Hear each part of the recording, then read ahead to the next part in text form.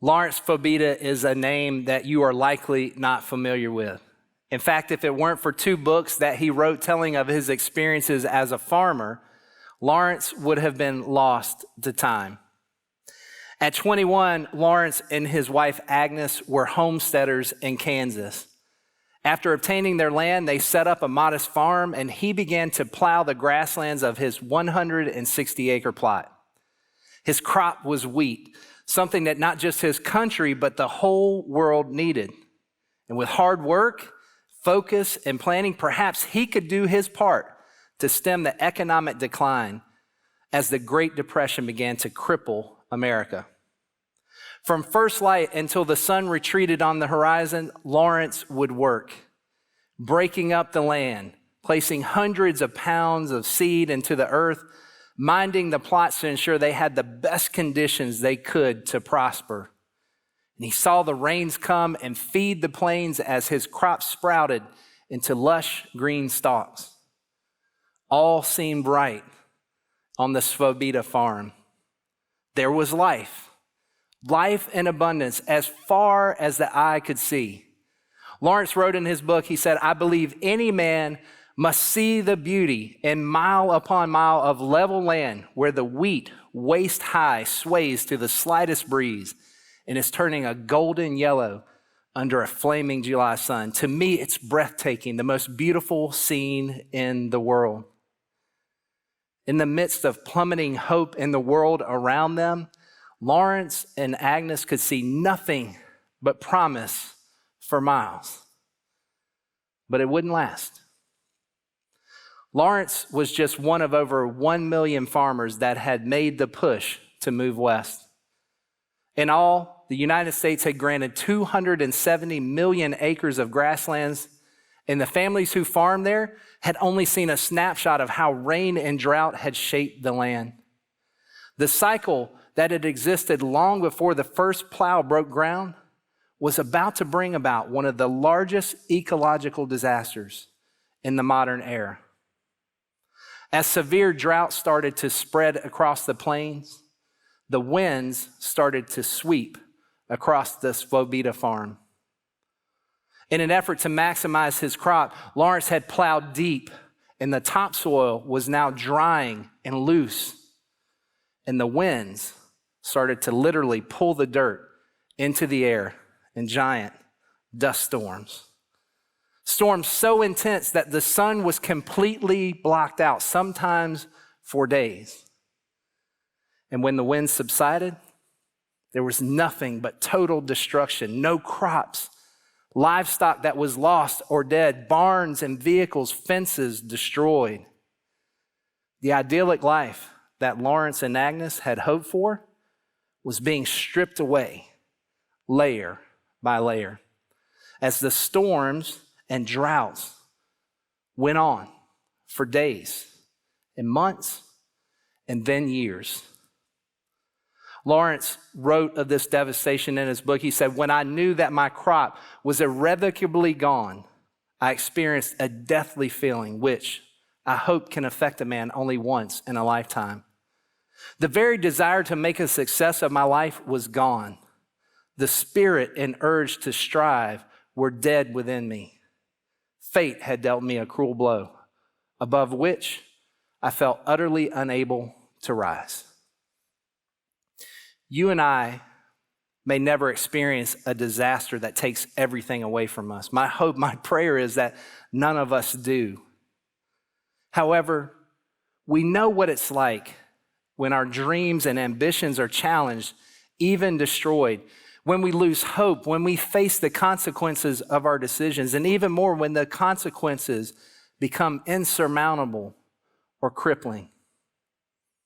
But today, in an account long ago from the prophet Ezekiel, we find the power of an impossible question, its miraculous answer, and the hope that it brings us.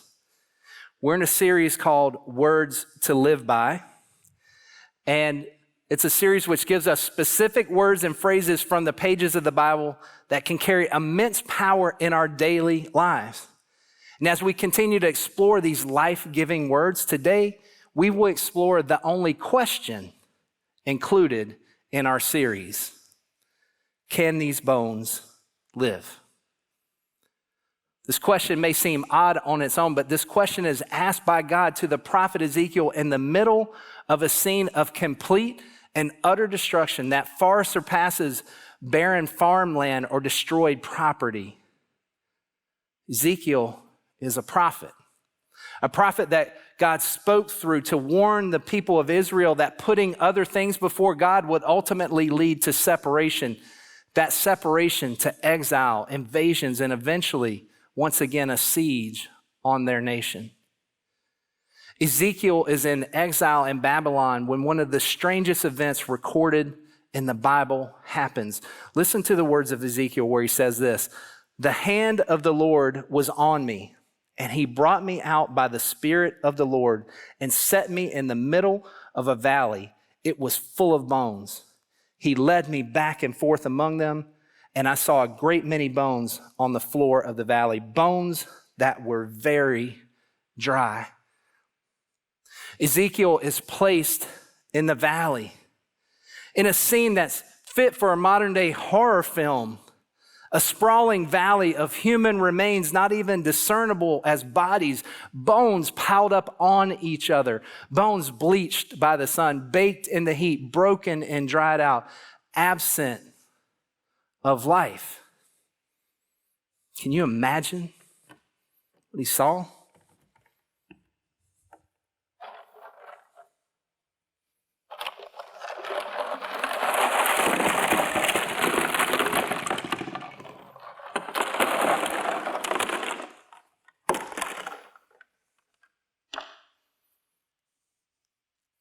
Now this simply can't do it justice. But put yourself in this moment. It must have been terrifying to stand in the midst of this valley of death and destruction. Now these bones are props, but they give you an idea just in this small space, the magnitude of the scene that Ezekiel was experiencing. And as God moved Ezekiel among the bones, in his amazement, he heard the voice of God ask the question, "Son of man, can these bones live?"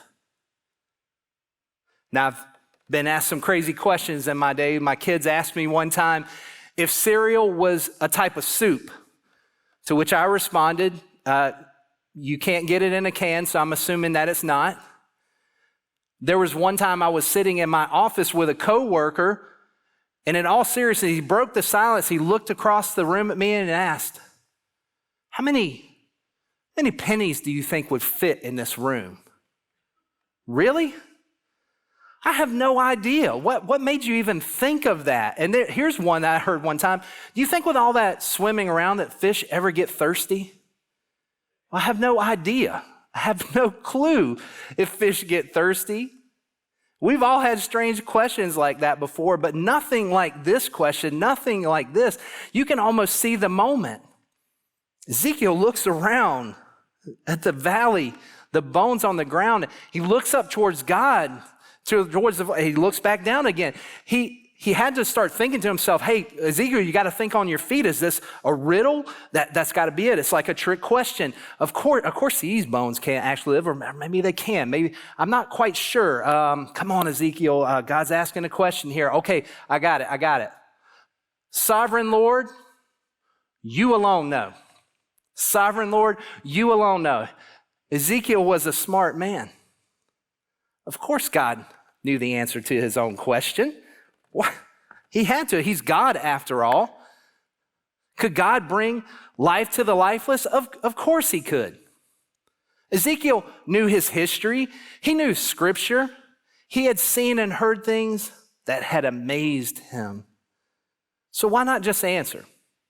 Of course the bones can live. Why the ambiguity? Why not commit? Why did Ezekiel answer but not really answer? I think it has everything to do with his position. See, it's hard to see a miracle in the middle of the valley. There among the bones, he's living in exile. His homeland has been conquered. Ezekiel, he had to have had moments of doubt and hopelessness. And what God wants to know from Ezekiel, what he really wants to know is, does Ezekiel trust him? Does Ezekiel believe in the promise and the possibilities of God's power and love for him? And God wants to know the same things from us, even in the midst of our struggle.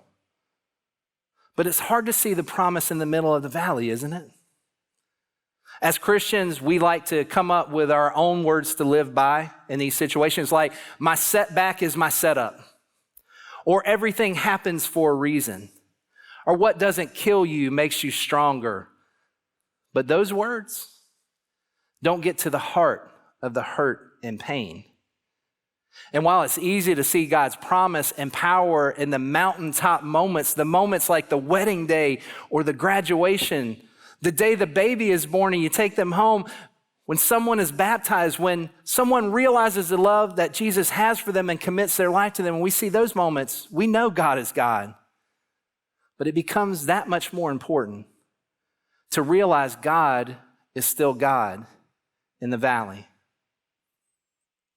Imagine walking in this valley. The text says, God led Ezekiel among the bones. Imagine these bones here are more than just bones. In this valley that we're in, this is our lives and the places that we struggle. Imagine that these bones represent our struggles. And as we walk, we recognize that the situation around us is pulling at us, pulling the life out of us, the joy out of us. We're surrounded by mistakes, hurts, failures, and it becomes all we can see. And the problem is, as we walk this valley, the dryness of this place begins to pull the energy from us. We lose our breath, lose our joy, and it becomes hard to move forward. So we sit. Because sometimes you need rest. We all need to rest. We really do. But then our minds start to work, and as we rest, we start to recall the day they said it was over.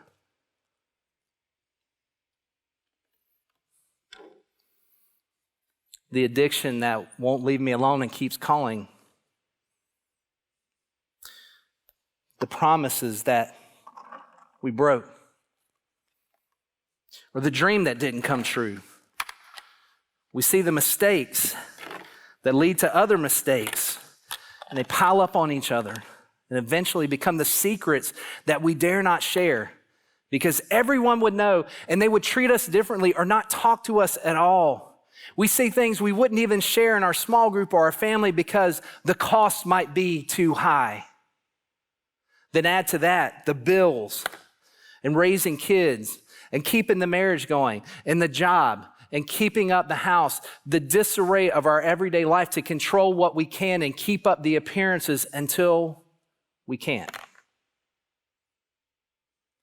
Life can start to look like the scattered remains of what we had planned. And if we're not careful, the dryness of this valley pulls the life out of us slowly. We start to sink down and our heads drop until the situation we're in, the valley we find ourselves trying to traverse, seems endless. And the outline of the mountaintop that we're just trying to get to, that we're trying to make it to, it's fading. God placed Ezekiel in the valley to witness something that day. In the middle of the valley, God placed Ezekiel to see the possibilities of what could be or could be again. And we can see it too. Remember now, God has asked Ezekiel if these bones could live. And Ezekiel cheated, and he said, well, God, only you know that. But God had something different in mind. God wasn't willing to let Ezekiel settle, so he responds with a command to Ezekiel. This is what he says, God said. Then he said to him, prophesy to the bones and say to them, dry bones, hear the word of the Lord. This is what the sovereign Lord says to these bones. I will make breath enter you, and you will come to life. As Ezekiel hears clearly, God commands him to prophesy, to speak on his behalf to the bones. He goes on, he says, I will attach tendons to you and make flesh come upon you and cover you with skin. I will put breath into you and you will come to life. Then you will know that I am the Lord. So I prophesied as I was commanded. And it seems odd to me because I believe God can speak for himself. He can speak life. That's how he creates. It could certainly be the way that he restores a situation with his voice. But there's something that I think God wanted from Ezekiel, a declaration of belief, a statement of possibility, an agreement that life could be restored to a lifeless situation. God could have breathed life and done it by himself, but he didn't want Ezekiel to be an observer of the miracle, a bystander in this valley. No, he wanted Ezekiel to participate, and through his participation, Ezekiel would believe like he had never believed before. Look at what it says again. Then he said to me, prophesy to these bones and say to them, dry bones, hear the word of the Lord. This is what the sovereign Lord says to these bones. I will make breath enter you and you will come to life. Dry bones, hear the word of the Lord. Family issues, hurting hearts, hear the word of the Lord. Addiction, depression, hear the word of the Lord. Desperate situations, past mistakes, hear the word of the Lord. And then he goes on. I will attach the tendons to you and make flesh come upon you and will cover you with skin. I will put breath in you and you will come to life. Then you will know that I am the Lord. So I prophesied as I was commanded. Ezekiel shows us something here that we can declare God's power over our situations, that we can declare God's power over our situation. To declare something, one definition says to take possession of it. In this case, to acknowledge and declare that despite anything we are facing, we can take hold of God's power over our lives. Say it out loud if you need to. Say it. Speak to your situation. Never underestimate the power of your voice. Mankind is the only of all God's creations to have language and communicate the way that we do with God. God commanded Ezekiel to use his voice. He didn't say, think about it or hope about it. God said, prophesy. Tell your situation that it's going to change in the future, that God's power is bigger than it is. Agree with God that it can change. Trust that whatever the outcome, God is with you. Because when you declare that God can change it, you will start to change. Things will start to move. Things started moving in the valley as Ezekiel spoke. As he prophesied, there was a sound, and the scattered bones started to rattle and move and connect with one another, every joint connecting and finding its match on the floor of that valley. And then the tendons and flesh started to form on the bones, and the skin covered the bones. But Ezekiel reported that there was no life in them. They were just bodies, laying there fully formed and lifeless. So God commands Ezekiel again. God says, prophesy to the breath. Prophesy, son of man, and say to it, this is what the sovereign Lord says. Come, breath, from the four winds, and breathe into these slain, that they may live. So I prophesied as he commanded me, and breath entered them. They came to life and stood up on their feet. This word, breath, right here, translated from the Hebrew, is the word ruach. It means wind or breath, but it also represents the Spirit of God in one translation, the essence of life, the breath that he first breathed into man and woman. In the valley, Ezekiel had already told the bones that God would bring them to life. He had declared the power of God over their situation. But this was the second part of the equation for Ezekiel, to see the full power of God. Ezekiel did what we can do. He invites God's Spirit in to restore life. To restore life and spirit in situations that surround us, to call the breath that is the presence that he has, that it can bring, because just believing sometimes can fall short. We can find ourselves seeming to have it all together, but just going through the motions. Remember, the question God asked is not, can these bones live? It's not, can these bones stand up on their own?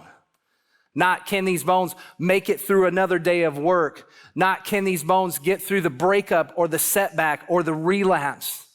Not, can these bones survive? Can these bones live? Can these bones live? It's not a rhetorical question. It's one that we have to ask. And it's one that I've struggled with because I know what it's like to be in that dry place, to be surrounded by setbacks and disappointments, even betrayals. And I wish I were just speaking about past experiences, but today I'm speaking from the middle of a valley. Now, before I go on, what I'm going to say is not so that you have to check on me or catch up with me. I'm really okay. I have a pastor too. Bryan is a great pastor. I have trusted friends and family. I have people that I'm talking to in this season that are helping me through it. And I am always thankful for your prayers. But what I'm about to say isn't meant so that you have to care for me. But it does have a point. The beginning of this year started with great hope, but that was quickly dashed by the actions of a close friend and partner in ministry. A betrayal that was widespread, and it affected many of you as well. And we declared as a church on January 3rd that God had power over this situation. And I did believe it. I still do. But as the year unfolded, two other close personal friends experienced the end of their marriages. And I started to suffer deeply for them. Before I knew it, I'd lost people I cared about to disease. I watched people who I love lose their parents and their husbands and wives to tragic events and COVID-19. And then a friend lost his battle with addiction. And a family lost their son to the same battle. And quietly, when the days would wind down, my energy was just gone. I was tired. My health was suffering. Some days it was tough just to get up. But for most of my life, I had trained myself to drive on despite what I was experiencing or how I was feeling. So every day I would get up and get dressed and get through my day. But it was becoming clear that I wasn't truly living. It was hard to put into words how I was feeling, so I just stopped talking. One of my favorite phrases or answers was, "I'm fine." People would ask, "How are you?" I'm fine. I'm fine became the dry place in my life. And people around me could see it. My wife, my friends, my leaders. And they would ask her, "Are you really okay?" And I would answer, "Yeah, I'm good. Everything's going well. Everything's good." Until I couldn't anymore. I finally admitted that the dryness of my situation had led me down here slowly. And I was getting comfortable in the bones. We don't spend a lot of time at our church giving the devil, the enemy of God, much airtime here. But I've come to realize that the devil loves dry places. And he loves when you're in them. He revels when you sit down here. Because when you stay, your spirit starts to suffer. And this valley can start to feel like a grave. Not a literal grave, but a grave to your joy and your hope, your dreams, a grave to your relationships. But it doesn't have to be that way. Your life doesn't have to be dry, and you don't have to be in this valley alone.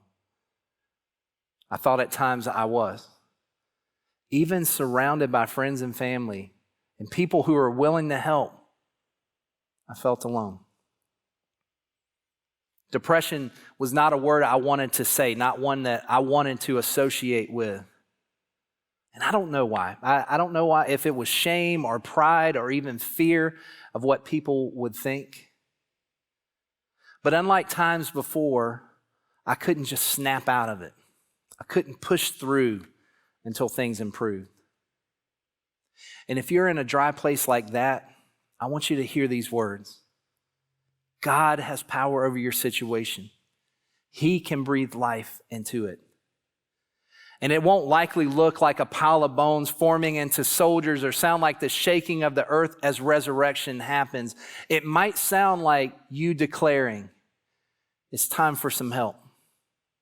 It could look like meeting with a trusted friend or a pastor to say, finally, I'm not okay.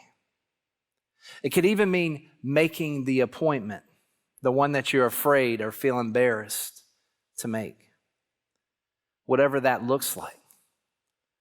Start with the possibilities right here in the valley. Because the alternative, staying here, staying dry, that's a dead end. I know it. You know it. We cannot stay here. We were never meant to. I'm in the valley, but there is life.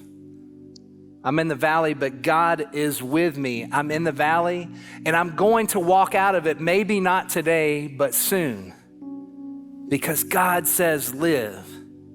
And he is the same God that thousands of years ago raised an army from scattered remains on the floor of a forgotten valley. The same God who commands us to breathe in the Ruah, his breath, his spirit in us. The same God who is inviting you in these words today to consider getting help if you need it.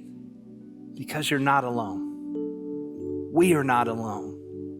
And the power of the valley of the bones, the miracle of resurrection came with a promise to the people of Israel. And I believe it's a promise to us too. God commands Ezekiel again and says, therefore prophesy and say to them, this is what the sovereign Lord says, my people, I am going to open up your graves and bring you up from them. I will bring you back to the land of Israel.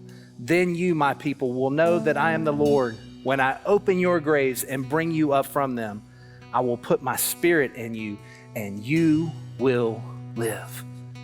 You will live. Not just survive, but live.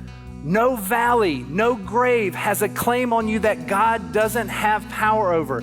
The God of the impossible will deliver you from your impossible valley because he is in it with you. God is still God in the valley. Can these bones live? Yes, they can. Declare it. Declare God's power over your situation. Say to your dry places, hear the word of the Lord. Breathe in the Ruah. Invite the Spirit of the Lord to fill you, not just at the mountaintop or on the other side of this valley, right now, in the middle of it. There ain't no grave gonna hold my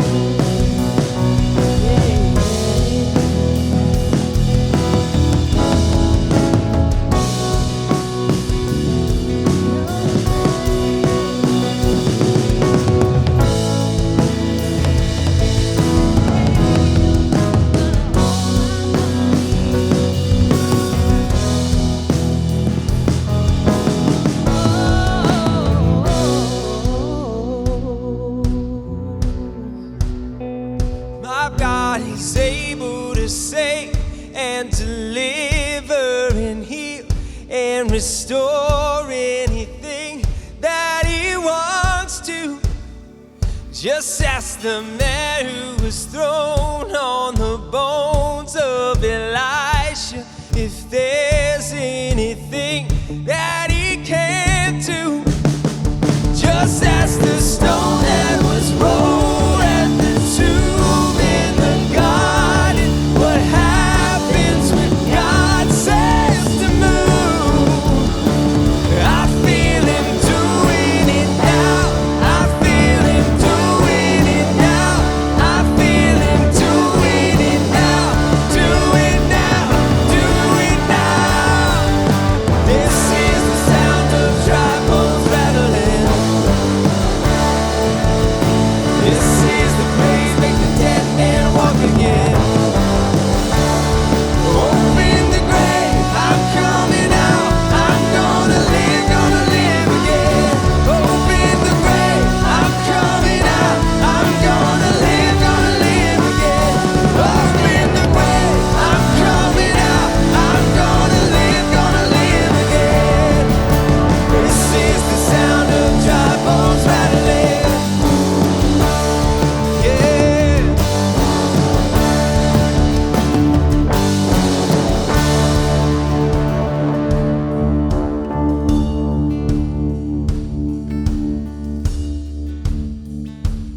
Can these bones live? Yes, they can, because God is still God in the valley, and He is with you if you find yourself there today. Declare His power over your situation. Breathe in His Ruach, and if you need our help, please reach out to us. We want to pray with you and for you and remind you that you are not alone. We are here for you. Pastor Bryan made a follow-up video this week that can help you as you navigate the valleys. You can find that on our homepage, pccwired.net, along with many other resources to help you. And we'll see you back here next week as we continue our series, Words to Live By. Have a great week.